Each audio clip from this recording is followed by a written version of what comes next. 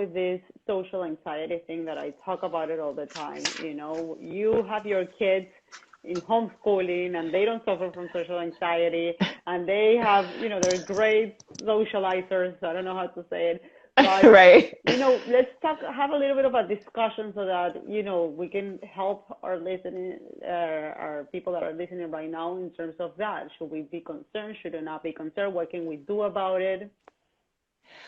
So as far as whether or not we should be concerned, I guess it really depends on the child and depends on what you're seeing and, you know, what your personal concerns are as a parent. I can give you some examples from us in our home. Our kids have always been homeschooled, like I mentioned before. And a part of that, they've been very flexible with friendships and meeting new people, very approachable, very warm, very open, not very exclusive, like I can't talk to you, I can't talk to you. So it's been very, we'll go to the park and my kid's like, hey, you want to play? You know, and other kids are like, what? Like, I don't know you. You know, and they warm up pretty quickly, but both of them, they disco play and they're in different classes, whether it's the karate and the salsa, and they're on different, so they have the experience of being around tons of people all the time. And we had a birthday party, there was like 40 kids here. I'm like, do we know that many kids? What are they, how did these people get here? Again, that was in a time when we could meet in person. So I digress. So the socializing, I think, is something we can still encourage. And I think it's all wrapped into one. You know, I think we try to compartmentalize, but a confident child who is contributing in home and is part of a group, as you mentioned, maybe, you know, in group learning and independently learning, I think that kind of starts to you know, like to expand into other parts of their lives. And we can encourage the friendships and nurturing friendships online and still being kind and courteous and, you know, tapping into whatever emotion we can find in a digital world. We can still teach them that and encourage them. And that's, how are you typing? How are you communicating? Even using emojis, you know, like how are you kind of finding a way to express an emotional connection in that space? Yeah, like I have found, you know, some parents tell me, but I can't manage my kid to really do video conference with other children. And of course, we're not like adults that you're socially natural wanting to talk to somebody. Remember that children are interest driven. You know, they're looking for an activity, a reason to connect, more than us that we just want to socialize and just, right. you know, numb ourselves from maybe a reality that we're experiencing. No? For them, it's different. So we have to help them find those reasons, because I think it is important. But one thing, as we were talking, you know, Dr. Self-Esteem and I before this conversation, is the difference between the concept of being in a school and socializing, where you're part of a group, which has its benefits.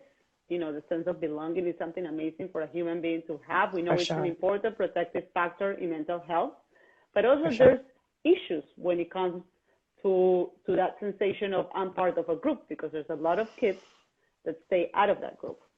No? Yes. And then you have these homeschoolers, you know, that they are alone in the process, but they don't have that concept. They just want to make a relationship, somebody that they value, you know, that they seem interested in the park, you know, or they go to a piano class together.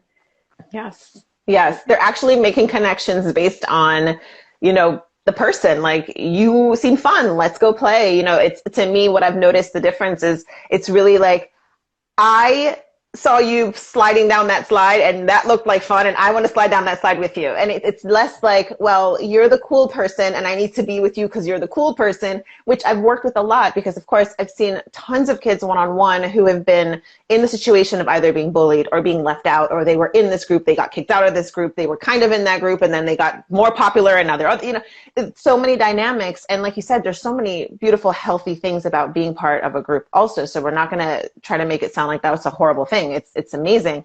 It just has different elements that come with it that my kids actually have just not really experienced in that way, as far as, you know, you're in or you're game, let's all be friends. Yes, and when you say that, you know, honestly talking about it, you know, I think in every situation there's an opportunity. And even if you have a child that is struggling with social anxiety or is shy, you know, I think this is a good time to embrace those one-to-one relationships more than ever. No? Yes. Yes. It can be through a class activity. It can be through gaming, which it is a platform where children are interacting and they have similar interests. It can be by moms doing certain activity with children as well. But I think that as much as, of course, makes sense and it feels amazing to be in a group, I think there's so much value in making one-on-one relationships. And the more we can nurture that right now, it will really be great, especially for our kids that go to some private school or some very small public schools, you know, Right. with this, Right. which I do think that the concept of groups sometimes can be detrimental for their capacity of showing authenticity, for their capacity of being out there and thinking outside of the box, or just being themselves, you know, being themselves.